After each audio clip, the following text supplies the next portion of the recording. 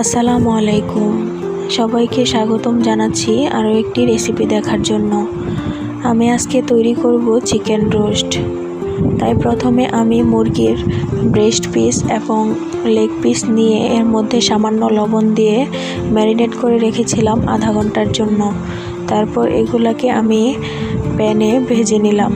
তারপর আলাদা একটি পাতিলে আমি পরিমাণ মতো তেল দিয়ে দিচ্ছি পেঁয়াজ কুচি,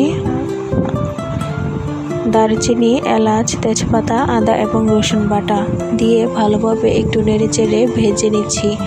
তারপর দিয়ে দিলাম সামান্য লবণ আর আগে থেকে পেস্ট করে রাখা কাজু বাদাম, কাঠবাদাম, পেস্তা বাদাম, জয়ফল, জয়ত্রী, পোস্তদানা, কাঁচামরিচ এগুলো আমি ব্লেন্ড করে নিয়েছিলাম, এই পেস্টটাই দিয়ে দিলাম। তারপর দিয়ে দিচ্ছি ধনিয়ার গুঁড়া, জিরার গুঁড়া এবং লাল মরিচের গুঁড়া, আর দিয়ে দিলাম রোস্ট মশলা। দিয়ে ভালোভাবে মশলাটাকে কষিয়ে নিচ্ছি যতক্ষণ পর্যন্ত উপরে তেল ভেসে না আসবে, ততক্ষণ পর্যন্ত একটু কষিয়ে দিয়ে দিলাম টক দই। তারপর একটু নেড়েচেড়ে চিকেনগুলা দিয়ে দিলাম। তারপর দিয়ে দিলাম পরিমাণ মতো দুধ, দিয়ে নেড়েচেড়ে রান্না করে নিচ্ছি।